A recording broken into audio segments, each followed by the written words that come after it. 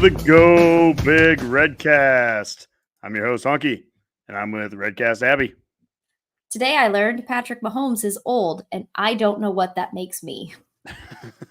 Just a little older? I don't know. He's a little older. And Abby, if you're old, Boomer and I are complete dinosaurs. So. I know. And I'm with Redcast Boomer.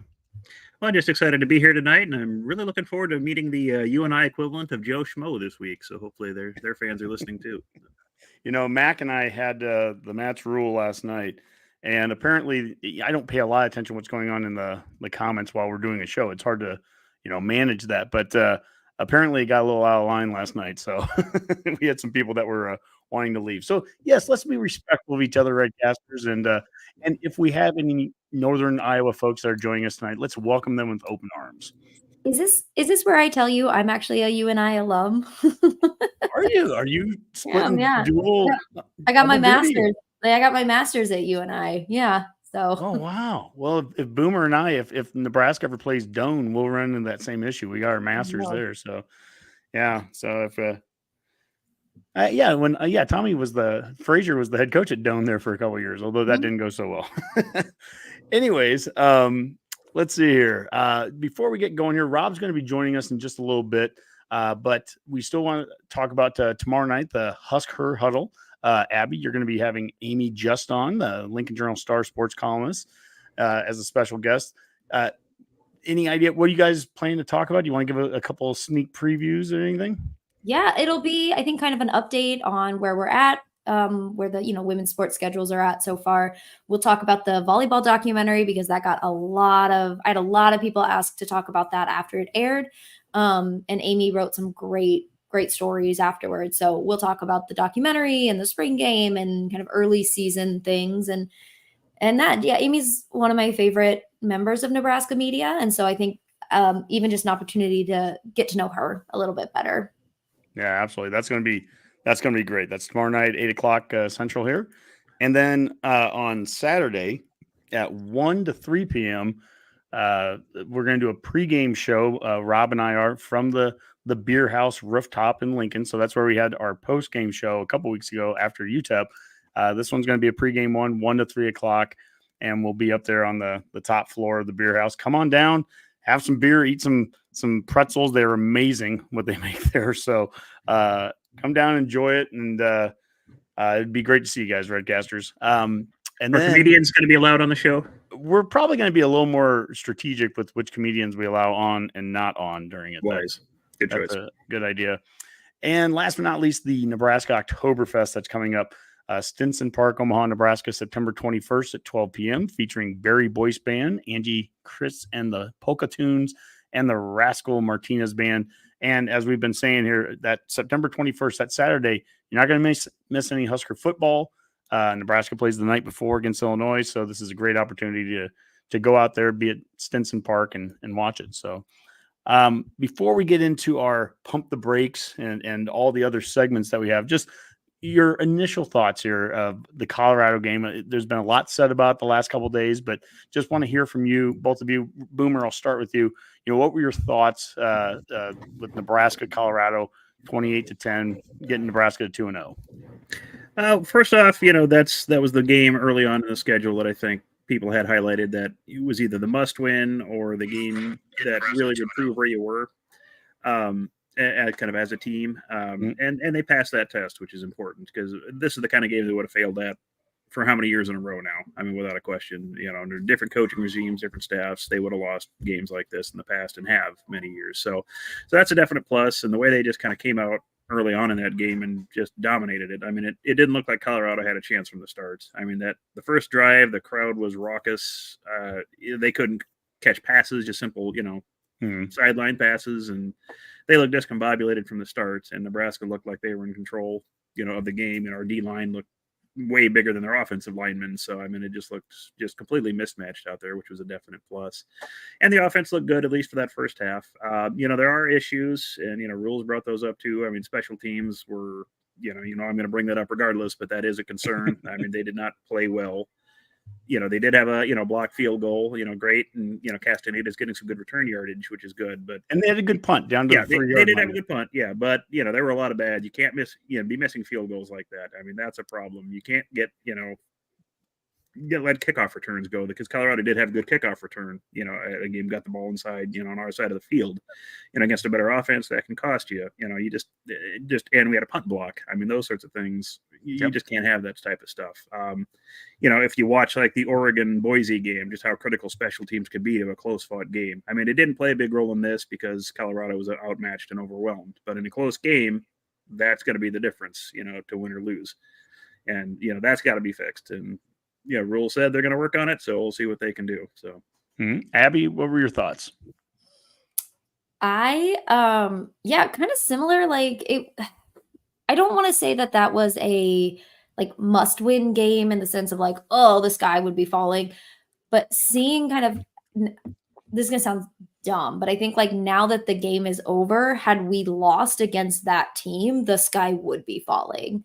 So going into it, it was still a little unsure because it was North Dakota State. They're pretty good. You're well, maybe.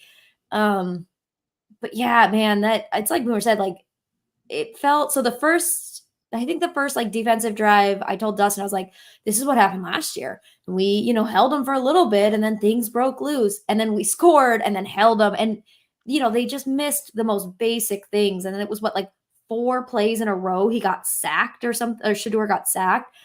And it was okay, nope. Okay.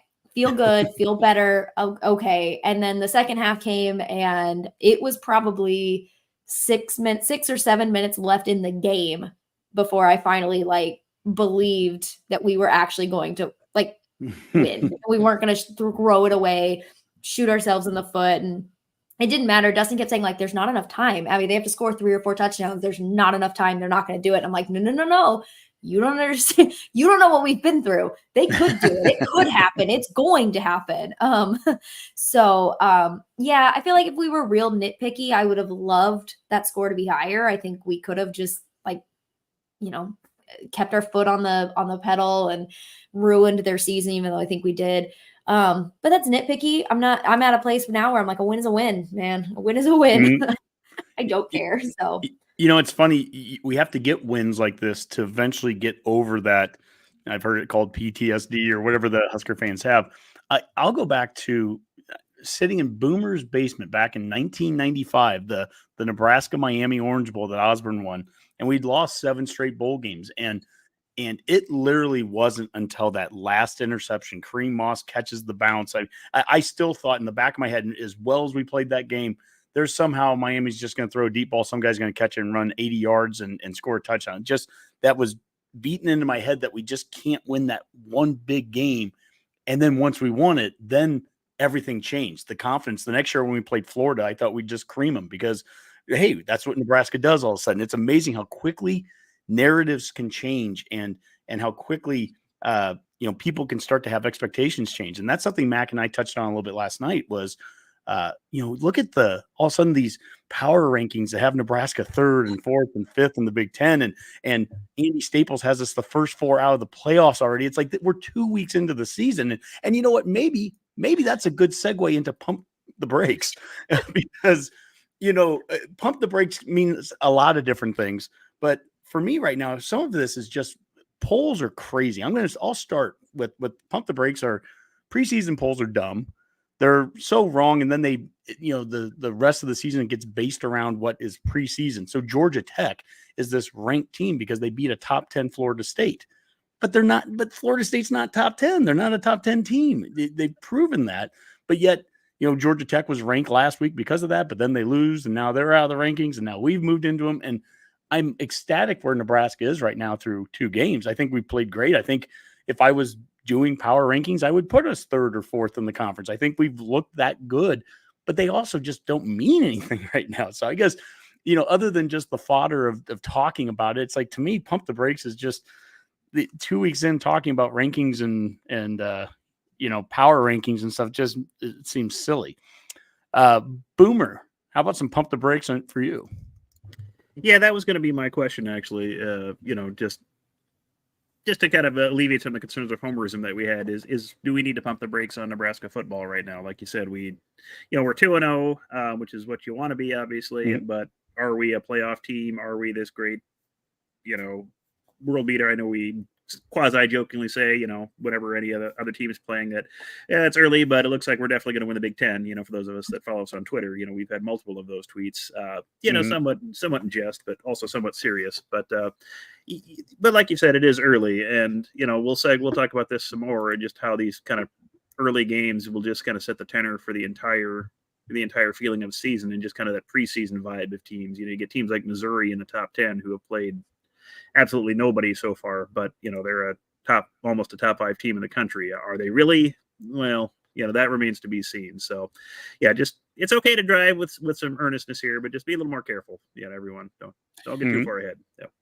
Yeah, in the comments, if you guys have any pump the brakes, put them in there. We'll play those as well. We'll talk about them as well. Abby, pump the brakes. If you guys have any pump the brake. How you doing, Rob?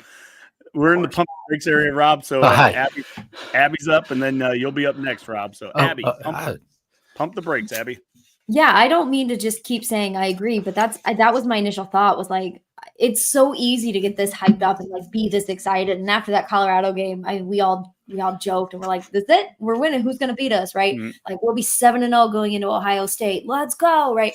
Mm-hmm. And then it's like, wait, but then what we're not supposed to do, right, is look beyond a week. But let's look at next week, and we saw Notre Dame have a huge emotional letdown. Okay, so there's a pump the brakes. Illinois is probably going to be a ranked on ranked matchup. Like, unless one of us loses, we're both likely going to be ranked. There's there's 2 ranked matchups next week. So that could happen. Rutgers could be as good as they seem. Indiana, I don't think I'll pump my brakes on Indiana. Indiana doesn't look like Indiana in the past, so Purdue could be tricky. Like, there's a lot of this, like, okay, like it has only been 2 games, and then we looked good, but who was it that we played? I mean, Colorado's not good. They're just not good.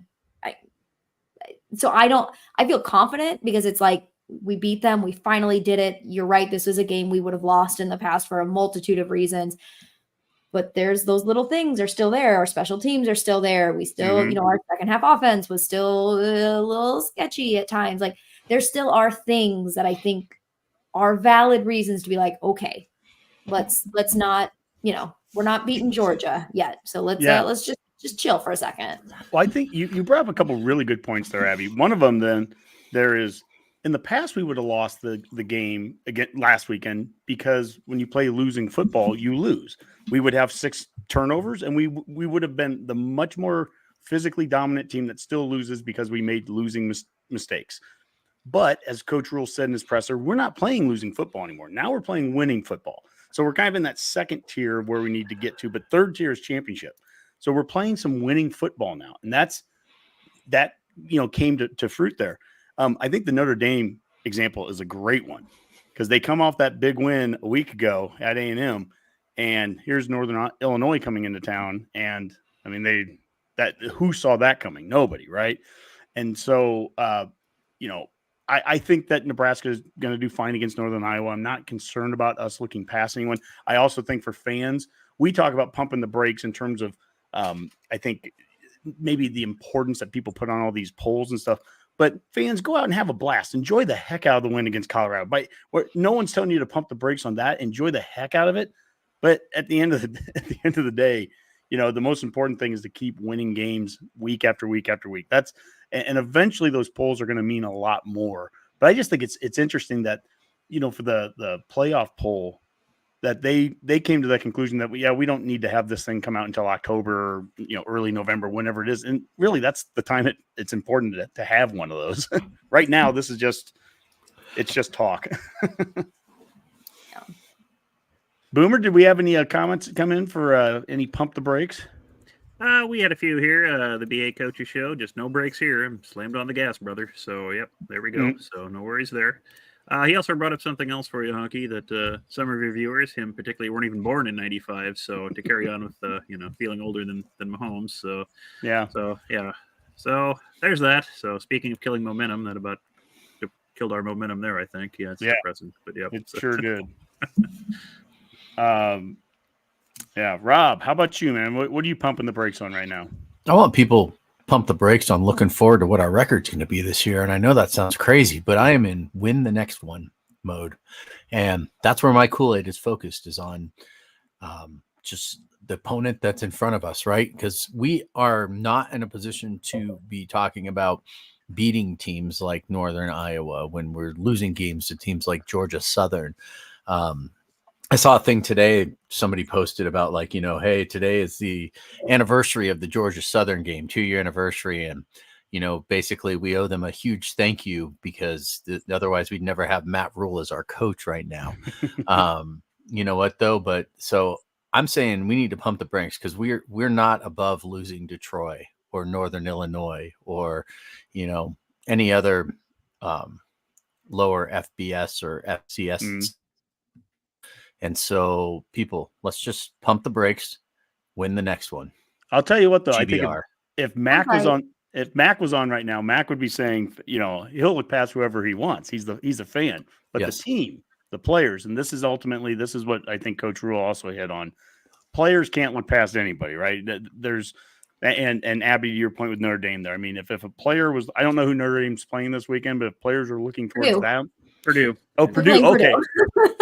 Now, maybe so you can. I'm sure. Can I comment on BA coach's comment here quick too? He's not wrong. I honestly. So the comment is, Rob, I also saw you 2 weeks ago in Omaha saying we'd win every game. I hear you though. Yeah, well, and the fact of the matter is, that's because that's how I fan. I don't think we're going to lose any game until we lose it. But the fact of the matter is, I don't want to start talking about 100% of the record now that we are 2-0. This is before the season started. You know what I mean? Like we hadn't played a single game at that point. Now we're playing, and we are the team that I think that we could be. And so at this point, I'm like, pump the brakes, man. Yeah. Play the next one. Let's just keep going. Yeah. I think the most important thing is for the people that are playing the games and coaching the games, they have to look at every single game. Us fans, us the media, fans, podcasters, all that. I might look ahead 2 or 3 weeks because I can do that. But at the end of the day, it's real foolish for us to sit here and spend a lot of time talking about the Illinois game or a lot of time talking about the Rutgers game or whatever if this team goes out and loses Northern Iowa. So you got to win each game, take them one at a time. We get it. So let's pump the brakes. Let's go to some national discussion here. Boomer, you brought this up, and I guess I didn't think about – oh, actually, no, I'm thinking the next one here. But let's start with the SEC here. The SEC has 6 of the top 7 teams in the country right now. I think that's like the first time ever a poll has that. Of course, we got to take that with a grain of salt too, in the sense that everything we just talked about polls being early in the season and with these super conferences, now you have, Missouri is one of those top 7 teams or top 6 of the top 7. Well, that team used to be in the Big 8 and the Big 12. Is Texas. Yeah, Texas is one of them. That they came from the Big 12. So, these conferences have gotten to be so big and they've grown so large that they have teams that are from so many other conferences in the past. But I'll start with you, Boomer. When you hear this, 6 of the top 7, what comes to mind?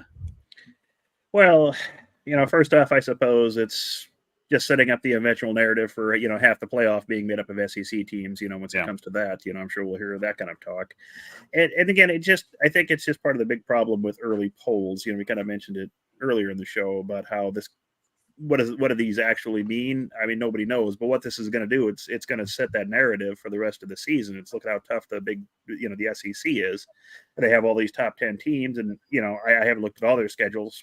They always never seem to play each other that often, the best teams. So, but if they do, so what if number 2, Texas beats number 6 Missouri or whatever, if they happen to play. I don't think they do this year, but they're not going to be penalized that much for that sort of loss because all these top 10 teams are just beating each other. So they're going to stay in those positions. They're kind of solidifying themselves very early on there. It would take a rather calamitous group of losses from some of these teams to actually drop them. Because even when, like I said, even teams like Alabama struggled against South Florida this last week. They didn't look great. I mean, the score, that's one of the most deceptive scores you'll ever see in football. It was 14-13 going into the fourth quarter. Yeah, and it was like, I think, Alabama scored like 4 touchdowns at 6 minutes or something at the end of the game. 28-3, they outscored blow it open. So, I mean, that's, that was a deceptive game. And it's just part of that problem with early polling and what it'll do to just kind of set the narrative for a season. So a little frustrating. Abby, I think about this weekend's game, like when we get non-conference games where teams are playing, across conferences, Alabama is traveling north to Camp Randall to play at Wisconsin. And I realize that this is probably, of all the years where Wisconsin, would have a chance, this is probably not their best team to play them. But like, how important is a game like that to look good if you can pull off the victory? Like, what kind of narrative changing does that create if a Wisconsin can beat an Alabama up in Madison? I mean, I'd love to. I think that's the only one that'll change any kind of narrative, if we're being honest. Because like Boomer and I are just hive minding here. Like, I agree that it's just, they play each other. It's gonna, you're gonna have some 2-loss SEC teams, but they lost to good SEC teams as opposed to like the Big Ten not having those kinds of opportunities. So I think getting an SEC team to finally go north of the Mason-Dixon line, which like, when's the last time that happened? All of their away games are in like Atlanta. So it's the neutral site. Yeah, they're all a joke. LSU played Oregon. I'll give them that. Didn't they play? They go to LSU played USC and USC. They played it was in at a Vegas. neutral site. Yeah, it was in Vegas. So it still wasn't really a northern game. I love it. I love the idea of it because I think, especially if it's a good game, this is just me wanting this more than I think it'll actually happen. Is it could set up the narrative of like northern teams hosting playoff games. Like, that's what I want. I would love for an Alabama or a Georgia to have to come up to, to Ohio and play in December. Like, do it. That sounds great. I dare you. Like, they've never done it. Just do it. So I don't know that it'll actually impact anything, but I think if Wisconsin can play them close or eke out a win or get a win over them, that's the only way that they would kind of have a chance at changing that narrative. Yeah, it would be such a game changer, especially, I don't know that anyone really thought that Michigan, this is not last year's Michigan team. So I don't think anybody thought that they were going to beat Texas to begin with, but then they get smoked at home to Texas. And that just further creates a narrative now of a dominance of, so now we have 6 of the top 7 teams right now in the country in the SEC. Can we talk about how Texas hopped Ohio State? And I get it. It was because Michigan was ranked, but should they have been that highly ranked? Again, going back to this preseason poll, no, they shouldn't have been. So then to have Texas jump Ohio State when Ohio State did what they were supposed to do as well. Like, I remember when that game ended, I joked with Dustin. I was like, oh, they're going to jump Ohio State, and Ohio State's going to be mad because like finally Michigan got them again, right? Because the Michigan loss ended up or whatever. And then sure enough, that's what happened. And it was so frustrating because Ohio State did what they were supposed to do and Texas did what they were supposed to do. And Michigan was overhyped, shockingly. The team that can't steal signs anymore lost games. Dave, we have Redcast Dave in the house. What's up, buddy?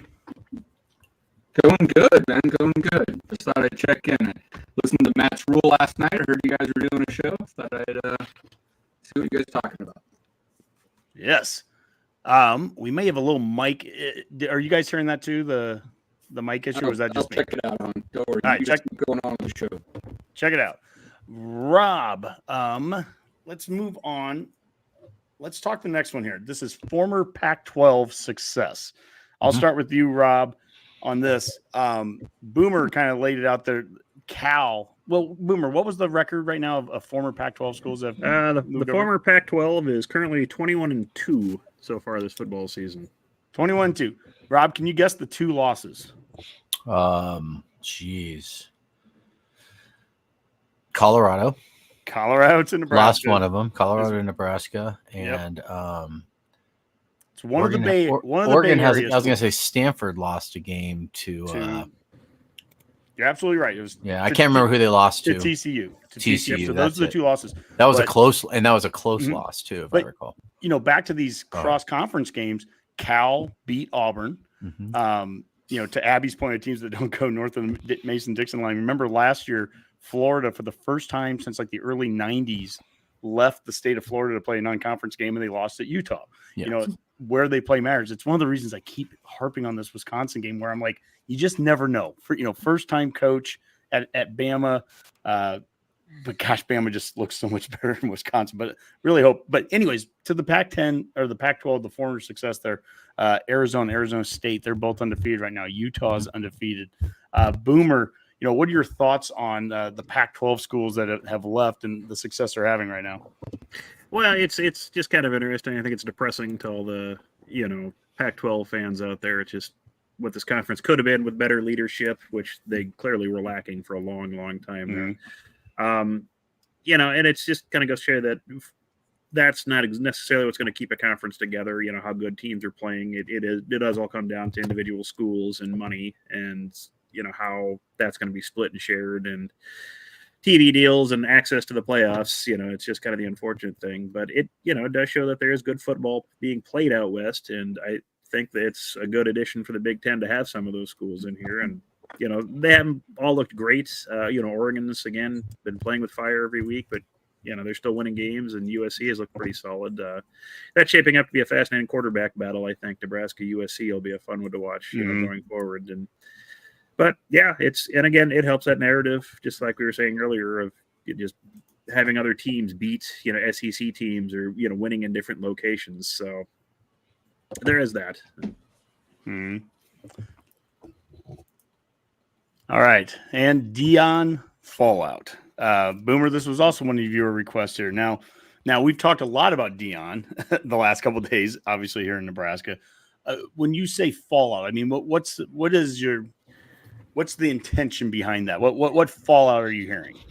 Well, some of it is just, you know, it kind of validates the Matt Rhule approach to program building versus the Deion approach, I think, is one of the big things that we can take away from it. Yeah, I mean, last year we lost, sure, but, you know, it was the first year of both. But I think if any objective observer is going to sit down and look at both programs and which approach is the better way to build a, you know, program, yes, it's the old-fashioned, you know, Rhule way of, you know, building depth, finding high school talent, building them up, you know, getting a large pool of players ready to play rather than just going for the flashy names, trying to get everything in the portal. You know, some people are saying, is this, you know, the Colorado approach going to be the way to do football going forward? And no, it sure isn't. You know, you're not going to be able to do that. So there's that. And then it just, I think you just see a lot, you know, I think media really is finally kind of soured on, you know, the whole Colorado experiments. I think that definitely has turned. I mean, he certainly hadn't made any fans, you know, with the way he kind of jostled with media beforehand. So, yeah, and this does make it tough, you know, for him, I think, going forward. You know, that's kind of something I was,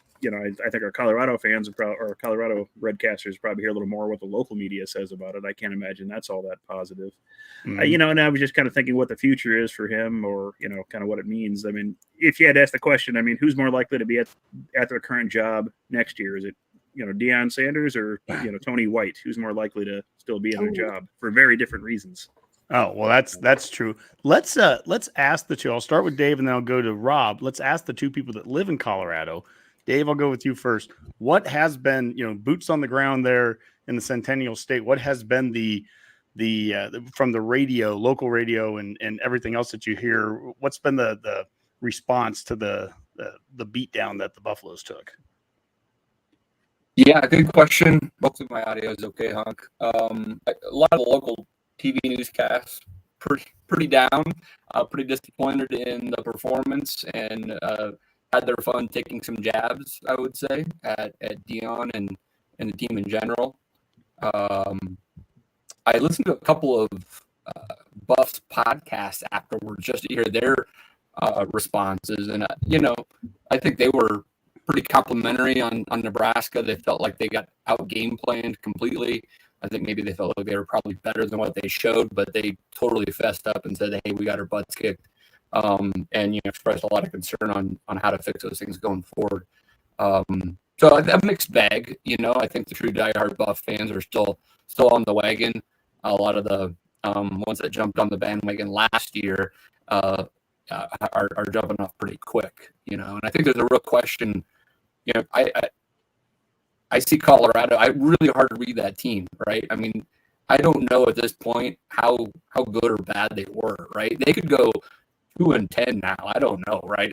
Shador and Deion could be gone in 5 weeks. Like, just like say they're out of there, or they actually maybe a little bit better than what they showed on Saturday and actually are respectable in the Big 12. I can't read them yet. Yep. And you may need to just wiggle the mic cord a little bit. It's just it's flaking out a little bit as you're talking. Flaking out, kind of like myself. Huh? Flaking out just a little bit there. So just keep playing with that. I'm going to go here with Rob. So Rob, you're up there in Greeley. What has been your takeaway since from the locals? Well, so just a little where I work is a ton of Husker fans. There's a lot of transplants already. So, it's funny. A lot of the people that were mouthing off before the game and sending me memes and all these other things, like, I haven't heard anything from them. And quite frankly, I know it might be shocking. I haven't been going after them too much either, because I got enough people here support wise as Nebraska fans to just kind of enjoy it. And, whether it's in conference calls or just in person, to enjoy the win as a Husker fan and not worry about what the Buffs fans are talking about. I don't listen to a lot of local radio. I don't have a whole lot of time. I don't have a big commute. And I'm just enjoying being a Husker fan right now. I know how the Colorado fans treated us last year after the way that they won. And I'm honestly just trying to be the bigger man this year. Because as Dave knows, I got pretty pissed off at a lot of them after the game. I did not like getting hit in the back with a can of beer after the game, and tried to take it out on one of the fans, but Dave stopped me, which was good, probably because there was cops with AR-15 standing right there. Which I'm guessing there weren't any cops with AR-15s at the Husker game this year. Probably so not. That'll just tell you the difference between Nebraska fans and Colorado fans. But honestly, I mean, the biggest thing that I've seen is I haven't heard anybody talking trash to me that was talking trash before. Yeah, there's not a lot to talk trash about, right? If you're that part's said. For sure. Can you? Sorry. I was just saying. I've always said there are more Nebraska fans in the state of Colorado than there are CU fans.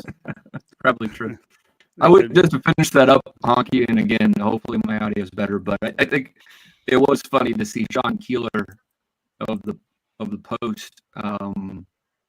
He had his opinion piece, his editorial on the loss posted immediately after the game. He had that thing written. He was ready. Like, click. And it's more prepared than the Buffs O-line. So it's funny too, because the publisher for the paper was my boss for a long time, right? She was actually the publisher for a bunch of papers here, and she's a huge Buff fan, the season ticket holder. So it's kind of great knowing that she had to basically approve that to be published immediately after the game. And I was chuckling to myself because I sure haven't heard from her in a while either. So that's kind of nice. Hey, Boomer, Boomer, can you put Tony's comment back up? Anthony's that was just on there. And I'm going to bring you up, Abby, here and read it to you. Y'all, what if CU is as good as the national media makes them out to be?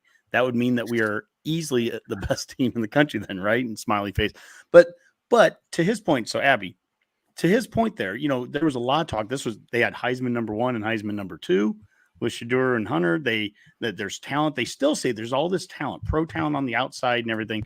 What if we're underselling CU? What if they turn around and they do end up, not going 2-10, although I think, Dave, you're probably closer than, but what if they go 8-4, 9-3, they get it turned around somehow? What does that say? That's better for us. In theory, like on paper, we want everyone we beat to have this be their only loss. Like that's what we want. It makes us look better. Yep. Strength of schedule isn't like really a thing for playoffs, but it sure doesn't hurt if every team we beat is bowl eligible. We made fun of Colorado last year because they didn't beat a single team that was bowl eligible. They didn't beat a single team that was over 500. At least we did. Thank you, Northwestern. So yeah, we want them. In theory, we want all these teams to do well. Just Colorado's not going to be that team. Sorry. They're just not. UTEP's not good. Colorado's not good. Again, why we kind of pump the brakes on them. But yeah, we want it. But they're not going to. If it helps, I'm not in Colorado, but I am a constant I am on Reddit. I lurk on Reddit all the time. Their fans are split. There's probably about half of them that are like, we'll win 3 games at most. And then others who, think that they're just being haters. But it's like, no, I mean, there's a lot of national media out there who is finally figuring out the same thing. Like you guys said, that we've been saying, that everyone has been saying, that you can't build a team from the outside in, that you have to build an O-line. You have to protect your quarterback. You have to have a run game. And, it's fun to see because it's Colorado, not because it's Dion, but because it's Colorado. I love watching them lose. It's my favorite thing. To show that, like, the dichotomy of viewpoints there, I've seen a lot of people talk about how, like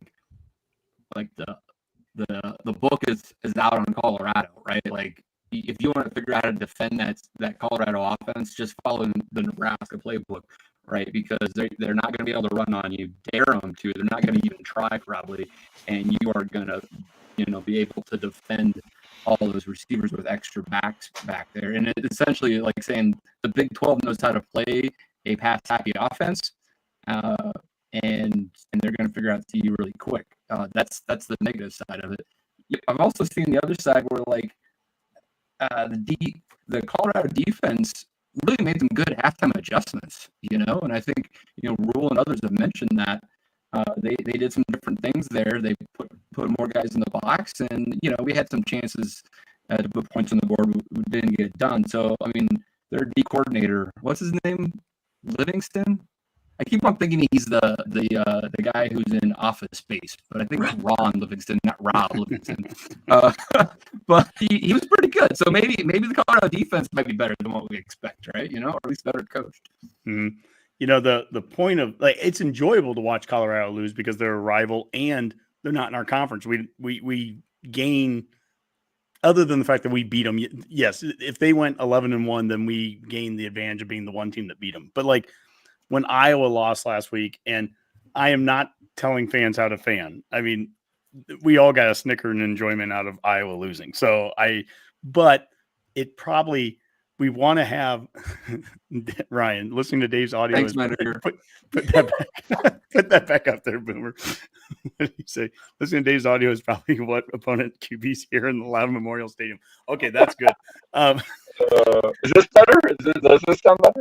It doesn't. It does not. Somehow it got worse, Dave. I don't know. I'm going to leave and come back. If not, Yes. I'll just That'll work. Yeah, give that a shot. You're still pretty, Dave. You're still pretty. Come back. Yeah.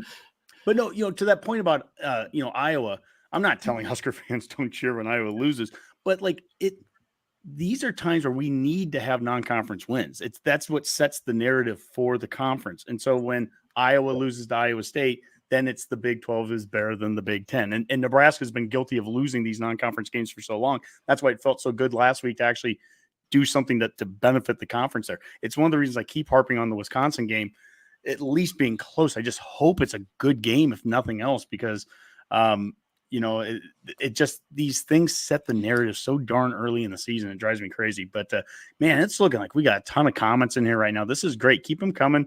Let's have an active comment section. And Boomer, you're doing a great job putting them in. Let's move on here now. And we're going to move on to By the Numbers. And so By the Numbers, it's powered by HuskerMax. And if you go to HuskerMax.com, of course, they have the stats comparisons for each game. So Nebraska and Northern Iowa are here now. The ranks I'm seeing here, if this is Northern Iowa is fourth in rushing offense, obviously I presume that's fourth in FCS. Yes, right? that's FCS, right? Okay. FCS. So they averaged 298 yards a game rushing. I mean, that's 1980s and 90s Nebraska football kind of numbers. And Nebraska averages 186 through two games, 186 rushing yards. That makes us 49th in the country. Passing offense, Nebraska is averaging 234.5 yards a game. That's 59th in the country. Northern Iowa, 107.5 passing yards a game. They're 108th in FCS. And there's 115 FCS teams, just for anyone wondering. So, okay. And total offense, Nebraska's at 420, which is 58th, and Northern Iowa's at 406, which is 21st there. I think what Rhule hit on here, and maybe we'll start with this. As much as anything, this is a game that's at least going to give us a different style to prepare for, right? Abby, you're shaking your head. I'll ask you here this.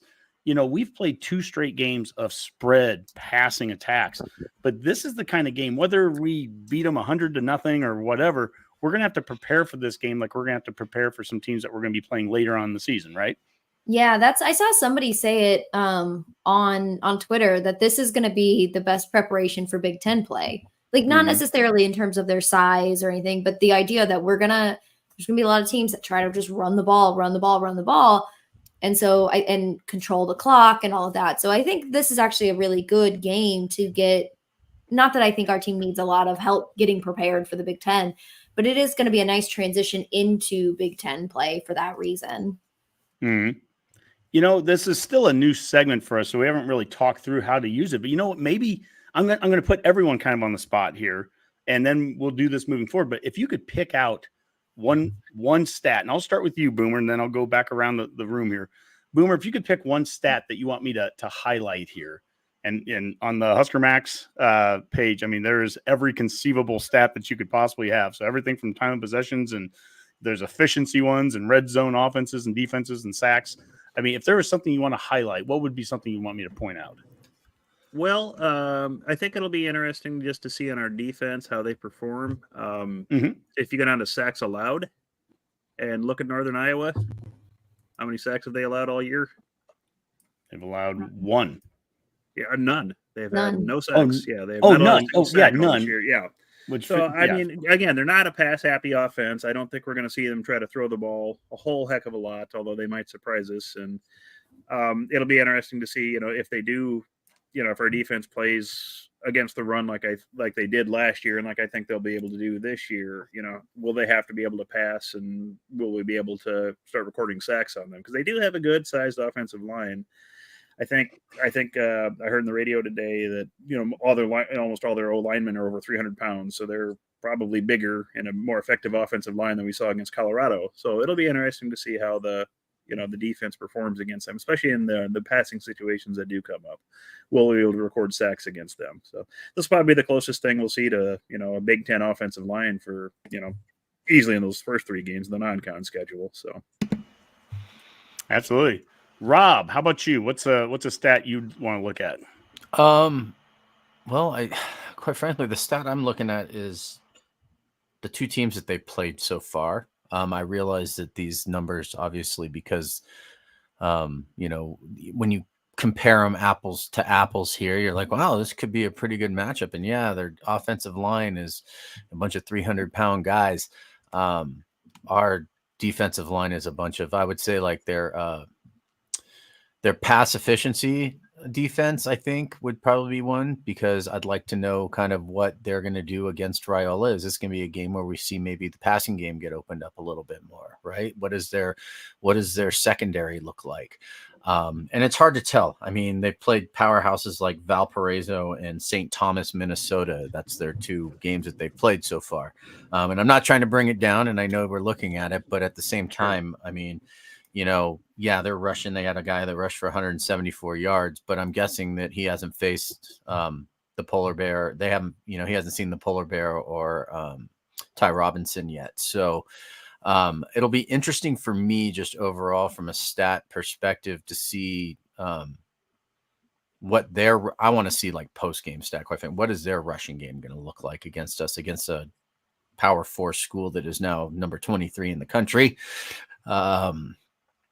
I can look up and down these stat lines here and all day and be like, wow, look, total offense, 420 yards to 406 yards. And, wow, time of possession is this and that. But again, and then I realize who they play, and I'm thinking, I mean, this game might be close for the first couple minutes. Well, I'm thinking it's kind of all comparative too. Like I am curious with Valparaiso and St. Thomas, those 2. Did Northern Iowa play down a level versus either one of those? St. Thomas. St. Thomas is I think they're an FCS school. Although St. Thomas did lose to Sioux Falls, who is a Division II school, I think. So yeah, St. Thomas is not. They're not much. Valpo. And they were actually winning that game until the very end. I think Northern Iowa needed a 10-point fourth quarter to win that game by 7. So. As a matter of fact, you are correct. Yeah. Yeah. I only asked that because obviously that's part of the what we're talking about with Nebraska playing Northern Iowa is they are playing down a level. They're playing, this is an FCS game for us, the only one that we're going to have on our schedule. So, and that means difference in scholarships and all, it's down a level. I just definitely Valparaiso would be FCS. So I didn't know about St. Thomas. I didn't know if they were, Yeah, St. Thomas is in the Pioneer League, and they actually jumped from Division III all the way to FCS back in 2021. That's University of Denver, isn't DU or something like that in the Pioneer League too? But I don't think they have a They don't football play team. football. Yeah. Yeah. Oh, hi, Dave. Hey, you sound better, Dave. I like that. Yeah, it does. Good. Sounds a lot Good. better. Sorry, Yeah, well, they only in basketball, but yeah. this comparison is the absurdity of it is great, right? We're talking about St. Francis. St. Thomas, Minnesota. St. Thomas, sorry. Yeah, I was St. like, Thomas? they was St. have Francis. they I got my have Saints mixed up. football in the Virgin Islands. I know. Wow, yeah, wow, Yeah, interesting. good stuff. We're looking at some Honky, really. Since I'm talking, I'll just say mine real quick. Go for Obviously, they don't have YPP on here, but that's where I would go because they don't have yards per point. I think you can take a total defense and total offense and divide those by scoring offense, scoring defense, and you get some numbers there. I think I looked up Nebraska, and I think we're 32nd right now offensively in YPP at around 12 yards per point, and I think defensively I don't know what we rank, but it's taking teams 30 yards to get 1 point against us. So we're doing pretty good on that. 12.67, Dave. I think. Yeah, I knew it was 12 something. Yeah. That's good. That's a lot better than we've been in the past. And so, I mean, honestly, I feel like the stat I would measure success with is how quick do we have our backups in the third quarter, right? I mean, like that. Listen to what Rhule was talking about in this presser. I feel like that's the mentality this team should have going into this game. We should be getting reps for our second team quarterback and everything like that, right? And so, like, let's take that business-like approach into this game, take care of business early, get a lot more reps in for young guys. Yeah. Abby, how about you? I kind of talked about it, but if we look at this game as a prep for the Big Ten conference games, I would look at time of possession. I think that's really interesting to me. That's kind of interesting to me is how long are we holding on to the ball versus them, and I think that gives you an idea of what type of game they play too. And I think we already know that, right? They're real high in their rushing offense, but their time of possession, I think, is a good indicator of if they can control the game well, and kind of what we can plan to see. Like, is it going to be a high scoring game, low scoring game? How hard is our defense going to be working? Things like that. So that's what I would look for in terms of these stats. There was a good comment there, and I got called on it on social media the other day. Northern Iowa is UNI, yes, not NIU. NIU is Northern Illinois. So, yes. So UNI, the Uni Dome, I think isn't Yeah. that where they play up there in Cedar Rapids, Cedar Falls? Cedar Falls. Home of Kurt Warner. Kurt Warner played at UNI. Scott Frost was a coach at UNI once. I know, not to bring everybody down, but there's a couple weird little Nebraska connections to UNI. I think we got a player out of the transfer portal a couple of years ago from UNI. So yeah, their AD is a Nebraska Nebraska alum, and is our AD is a UNI alum too. Yes, so, yes. Isn't that interesting, man? Yeah. Yeah, I think when I look at like some of the stats here, again, we're 2 weeks into the season, and some of this is by nature of who you've played. Our pass defense right now, we're 68th in the country, 196 yards, but we've been playing against teams that just throw the ball, right? And we also have only been giving up 36 yards rushing, 5th in the country, and part of that's because of who we play. So it'll be interesting when we play a team that only throws for 107 yards a game. Do we keep them to that? Do we hold them under that? This team runs for 298 yards a game. What's an acceptable amount to give up to a team like that that's going to exclusively just try to run? If they do they hit the 200-yard mark on us? I think there's some FCS teams that have hit 200 yards rushing on FBS teams so far this year. If that's exclusively all they did, they got 200 total yards in the game, but they are on the ground. Is that acceptable? Is that not acceptable? And some of this will be obviously with us when we're, to Dave's point, when we're putting backups in also. Are you getting those rushing yards, early in the game or late in the game. But it's just interesting because this is such a different style of game than what we're going to play the last two. And you can really see that here in the run pass ratios and numbers. I would say I would like to see them keep them under 100 yards rushing for the game. If Rhule and company are not game planning for a rushing team by, planning on stopping the run, I would say that for me would be a little bit disappointing. They need to be somewhere around 100 yards rushing for the game for me to look at that and say, okay, this is a team that preps well and gets themselves in a position to where they know how to stop a team's strength, right? Force them to throw the ball, which is one of our strengths, which is our defensive backs. So, let's see. I would like to see like a +2, +3 turnover ratio in a game like this. I'd like to see us control the line of scrimmage on both sides of the ball, and just have, like Dave said, have when do our second and third string guys come in and mostly play? When do our starters sit out? When do they? How many plays do they end up getting? Is it going to be like the UTEP game where some of our defensive starters, I think, only played like 26 snaps or something like that? Yeah, and Tony White on defense, he does so much rotation anyways, yeah, regardless if we're up exactly. or down. I mean, that point that we're going to play a lot of guys, but then especially when you're blowing out a team, then you're really expecting to play more. It takes me back. I was so impressed with Coach Rhule's press conference, all of them, but the one on Monday, it was just one more where he's just kind of explaining what's important in a program as he's talking. And it takes me back to when Coach Osborne would talk about, it's not about the winning of the game, it's about goals, and you achieve your goals. And if you do that, if you reach your goals and you set your goals lofty enough, if you reach them, you're going to win more games than you lose.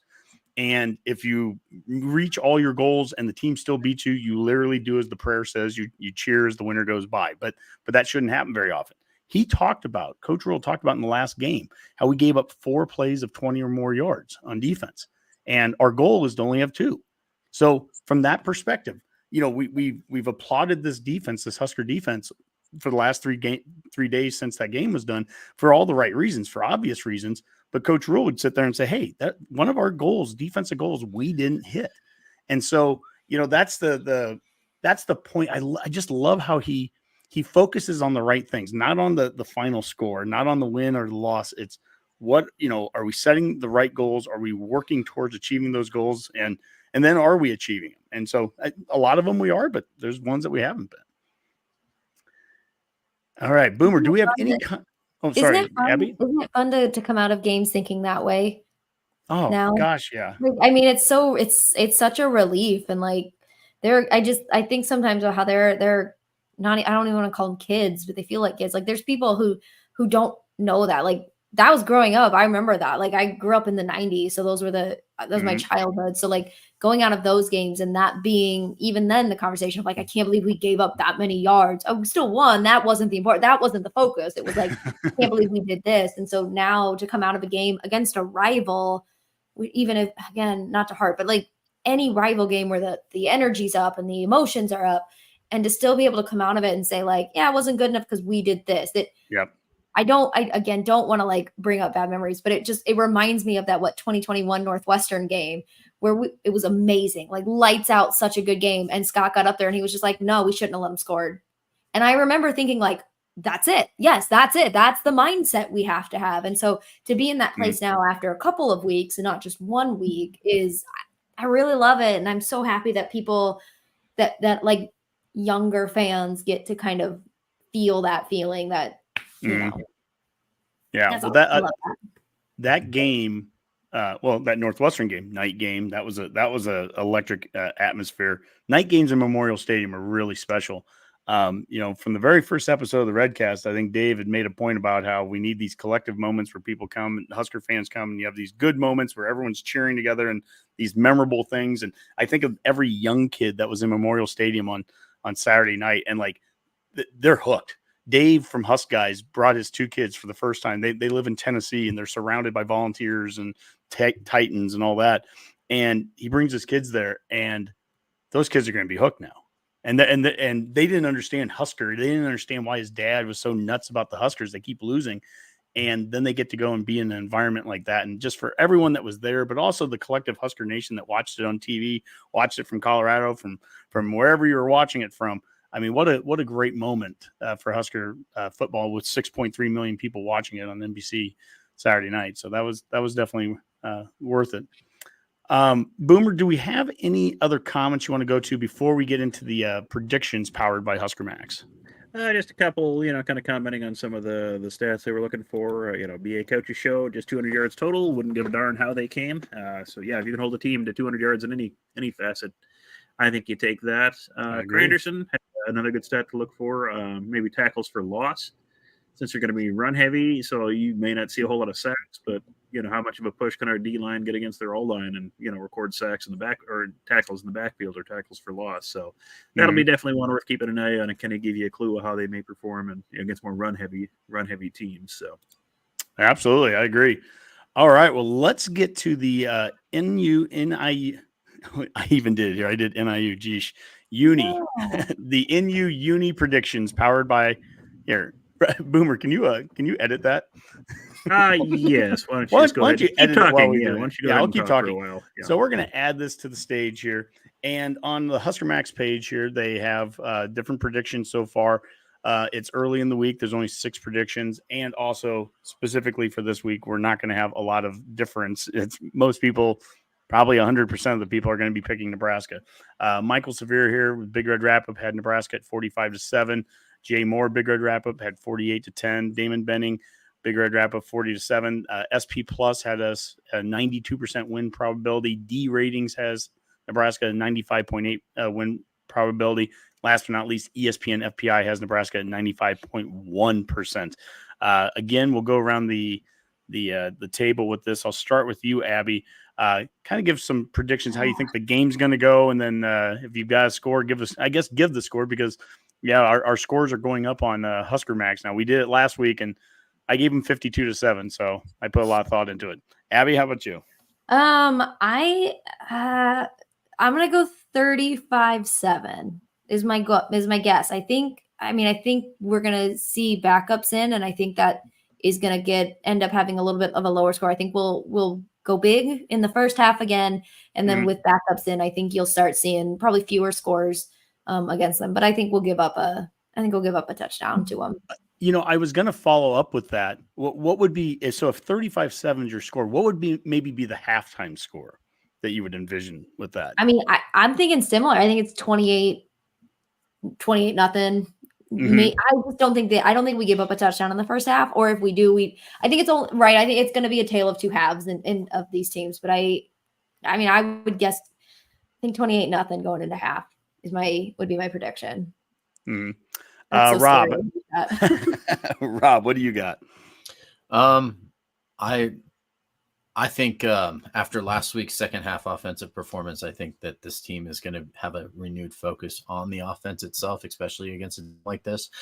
I think that our second and third stringers are going to feel like they have something to prove for the rest of the team, right? Because, it's always going to be next man up, but at the same time, as we get deeper and deeper into the season, there's going to be heavier rotations. So there's going to be a lot of guys that are going to be vying for playing time as the season goes on. I'm going to say 49-3. 49-3. And of course, as we're going through this, Redcasters watching along, put your scores in there. Boomer can be displaying them on the screen as we're talking to. So we'd love to see what your scores are for it. We'll go with Boomer next. Well, I think, like I said earlier, I think Nebraska is well situated to defend the run. What did we average run defense last year? It was like 90-some yards a game allowed, like about 92.9. So I think what we'll see in this is, they're going to try to run the ball. I don't think they're going to be able to very successfully. So I think there'll be quite a few, short possessions and 3-and-outs for, Northern Iowa, which will give us a good chance to score a decent amount and just kind of control the flow of the game, to the way we want it. So I'm kind of guessing this is going to be like a 41-3 type game. All right. And Dave, what you got? Yeah, agree with everyone. I would say about 45-10. I think there's going to be a lot of trash time at the end, so I feel like, ultimately at some point they're going to get a touchdown in the back end, but should be a blowout early. And let's enjoy watching the backups in the fourth quarter game. Yeah. I'll go. I'm going to get real creative. I'm going to go 52-7, same score I did last week. And that just might be what I do every week. I'm just going with it. Yeah, I'm just going with it until I'm proven wrong. That OSU prediction is going to hit hard, Honk. We'll see how it goes there. So, all right. So next up here, we're going into let me find the graphic here, Courtside Cooking. And tell you what, Abby, volleyball last night, that is about a heart attack and a half. I know. What looked like was going to be a sweep, a 3-0 sweep against Creighton, a very good Creighton team that beat USC a week ago, and they're going to have plenty of good non-conference opponents by the time they get into their conference play. They will be well proven by the teams they're playing. But what looked like Nebraska was going to have a sweep turned into a crazy third set and then a 5-set game. But Nebraska stays undefeated all time against the in-state Blue Jays. Give us kind of an assessment of the last week of Nebraska volleyball. Sure feels like old Nebraska volleyball's back for the most part, doesn't it? That's what I thought. Those first two matches or sets were, to me, vintage Nebraska volleyball. That's, what we were last year. That's how we should have been playing this whole time. It was like, oh, that loss has finally kind of snapped us back into reality. And then, Creighton's a very good team. And I don't, it was funny. Somebody posted on Twitter and they're like, how come our basketball fans can't be this courteous to each other? And it's like, it's a different thing. I don't know, but that's a really, really good volleyball team at Creighton. Mm-hmm. So it didn't surprise me that we dropped a game. It surprised me how we dropped a game and then a second game. But then you look at that fifth one. And again, that's, to me, what I really, really liked about that fifth set was the way that they just brushed off a really brutal fourth set. That fourth set was bad. That's maybe the worst we've played against Creighton in a long time. But then to just be able to shake that off completely and go be Nebraska volleyball again was really impressive. So I feel good. You feel good about them again. Will we lose another game before conference? Yeah, probably. Stanford's pretty good. I mean, Stanford's real good. Louisville is still really good. We played some tough teams, but it felt good, at least in those first two sets and then the fifth set, to be like, to get back to what I think is the volleyball John Cook wants them to play. Well, this is such an educational piece that we're trying to do here with Courtside Cooking. A lot of Redcasters, if they're anything like like Boomer and Rob and Dave and I, we don't know a lot about volleyball. But if this was a football game and we had 1 quarter out of 4 where we just everything went berserko, we'd be breaking down every single play and like what went wrong. So I guess to that Redcasters that is confused last night, if you were watching that fourth set, like how do you go from dominating a team one set and then the next one you're getting beat by 6-7 points? Like what's the difference? What happens from one to the next? Timing is a big thing that I noticed on my rewatch. I still think Bergen Riley is still a great setter, and I don't want to take this away. But if you rewatch that, especially the fourth set, the third set it was what was bound to happen because Creighton and Nebraska are both very good. So you're going to have a tight game where points are constantly going back and forth. You're not able to pull away. That's why that one doesn't really bother me so much. That one is like, okay, great. And I truly believe we lost that because we ran out of substitutions and had to put Lainey Choboy in the front row as a middle. So like that one I'm willing to wash away. But I think what you see when if you rewatch the fourth one is our timing was always just slightly off. And then our hitters were trying to do too much. So it was a little bit of it. What looked to be is a little bit of miscommunication and then panic. And you get just a little bit of that in your hitters. You get that in Harper or Lindsay or Andy, and they're going to be off and then they're going to hit out. And then it's a little bit of a cycle, right? Because you're doing it again. And you're trying so hard to win that I think whatever they said between that fourth and fifth set was a reset, was like, just go play your game. Again, similar to probably the conversation after SMU of go play your game. Stop trying to force things to happen. And you see that they played so much better. Their hitting percentages were so much better. They didn't make a hitting error until after the 8th point, which is well over half of the fifth set.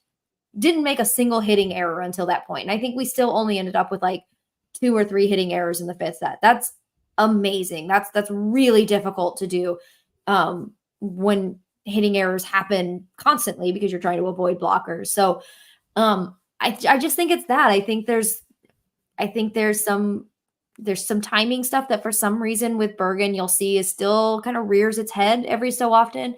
But I think they just played free and they played fun, and that's why you saw them again not forcing quite so much, and so making fewer mistakes than they did before.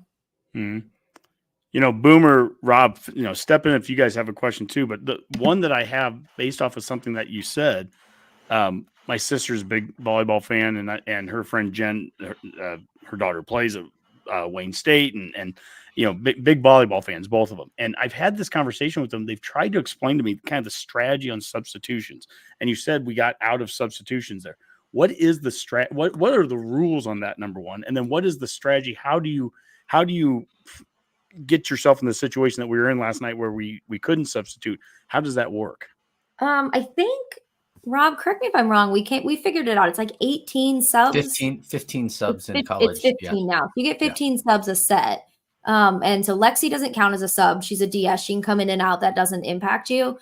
But every time you sub, so every time Lainey would come in for Merritt, I think, and so that's one sub. And then when they switch back, because Merritt's in the front, that's a second sub.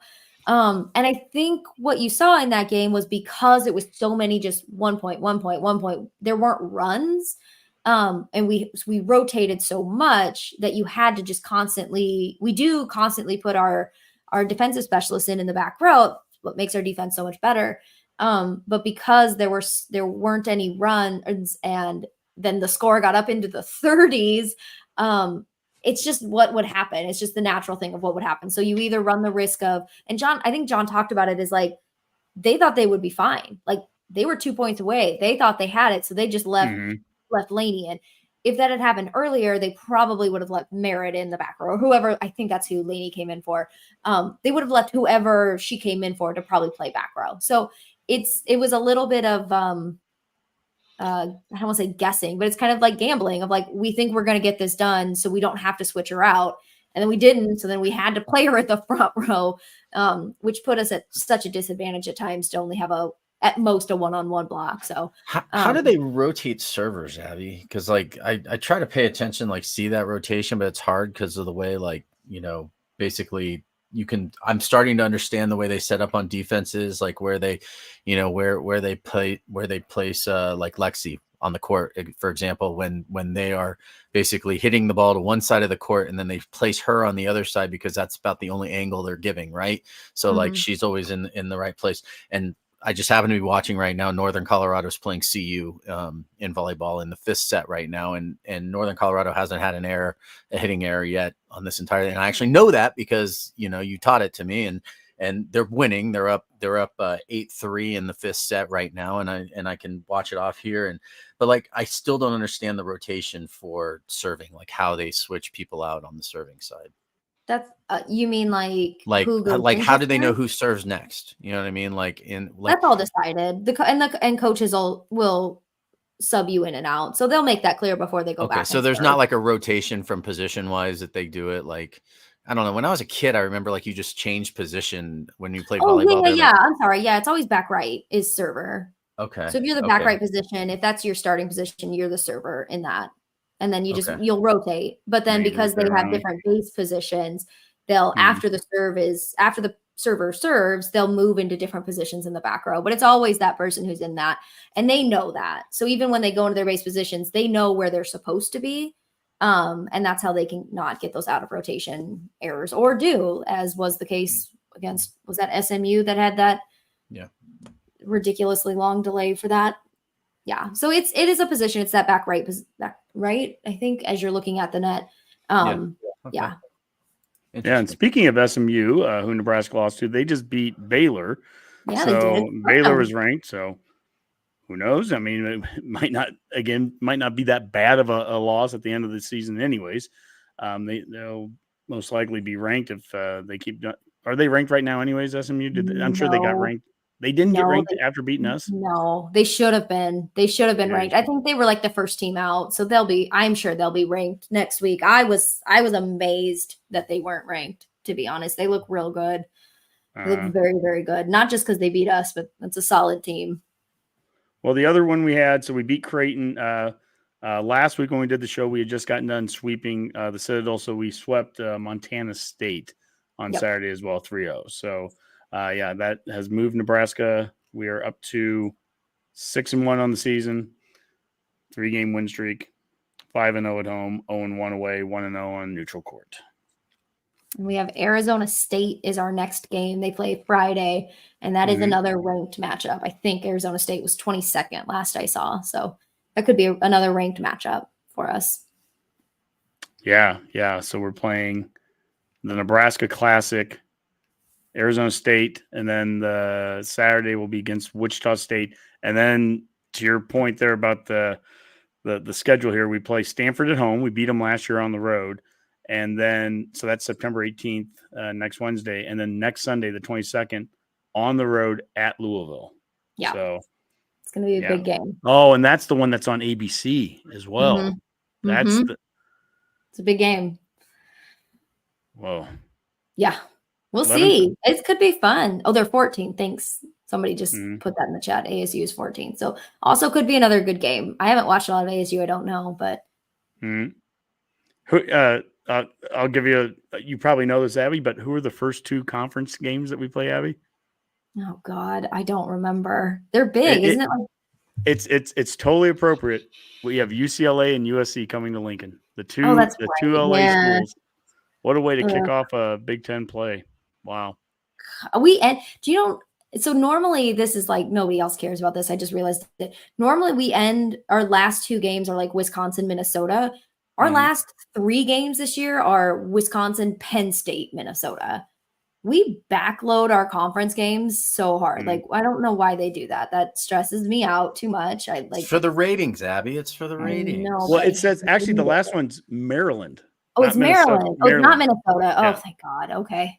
It's just a different M. But Wisconsin, you're right, though. It's Wisconsin, then we go to Penn State, and then to Maryland. And that'll be a whiteout game. If you didn't watch the one last year, be ready for it this year because Penn State's volleyball environment is disgustingly amazing. Like it's so good. It is so intimidating. It feels so claustrophobic because it's small. They're right on top of you. They're loud.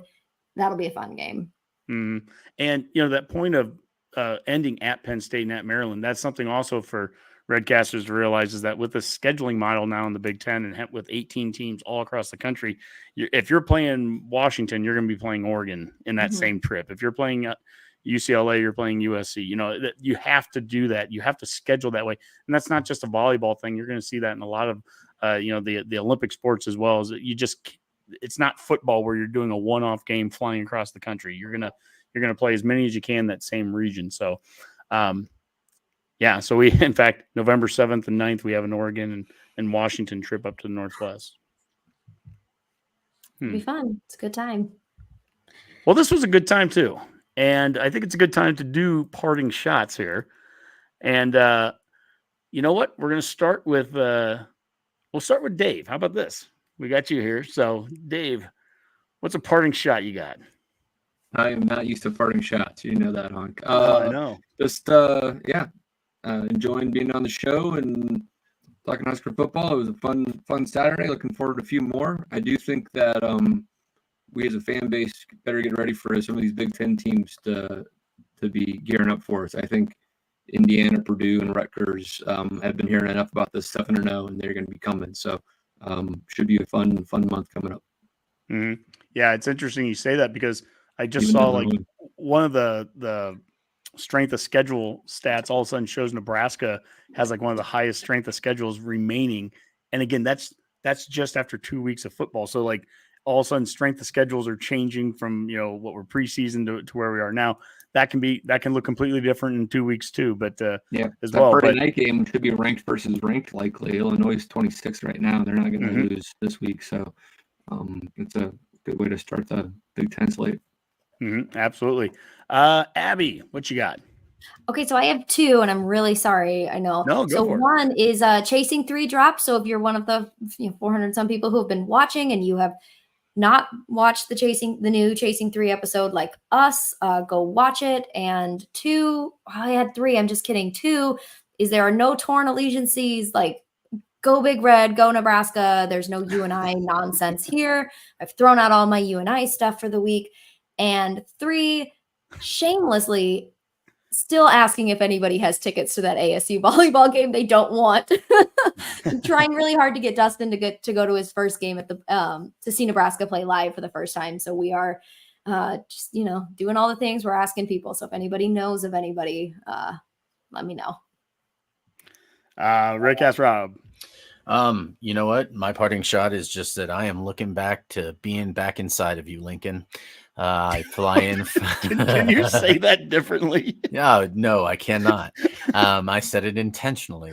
I'm landing in Omaha about 2:00 on Friday. I will be in Lincoln by 4, and I'm just looking to another great weekend. It's going to be a full day. We've got a show upstairs at the Beer House in downtown Lincoln. Kincaid Brewery is hosting us there again, and it'll be 1 to 3-ish, 1-ish to 3, however it is that we do it. And we're going to be up there and we're going to be talking about the game. We're going to be talking Husker football. We'd love to see some of you come by, say hello.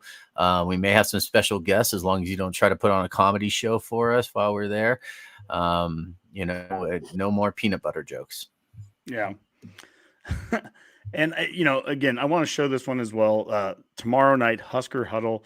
Abby is going to have Amy Just from the Lincoln Journal-Star on follow along live tomorrow, 8 p.m.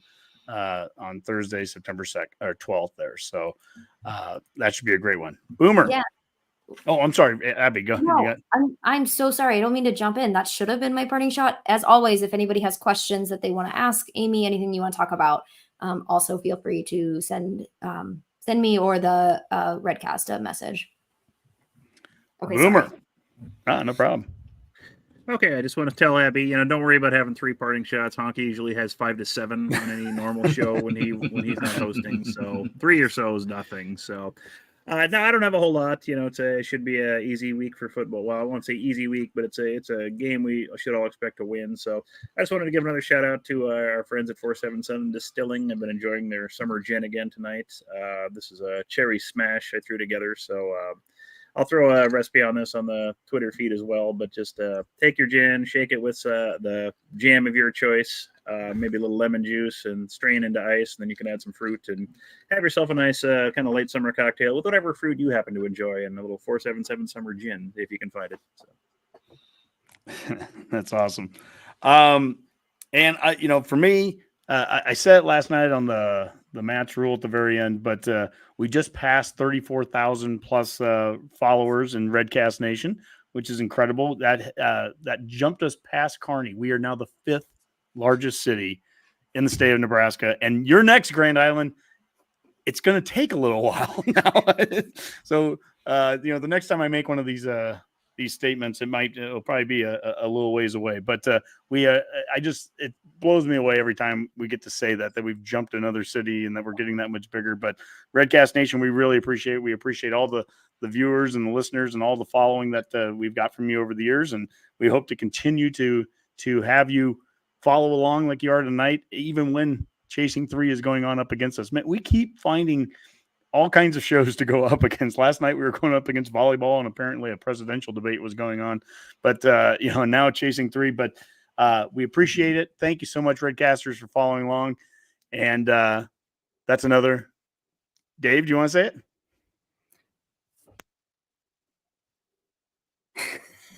I think you're on mute, so I'll do it. A Go Big Redcast. I was on mute. Go Big Red. GVR.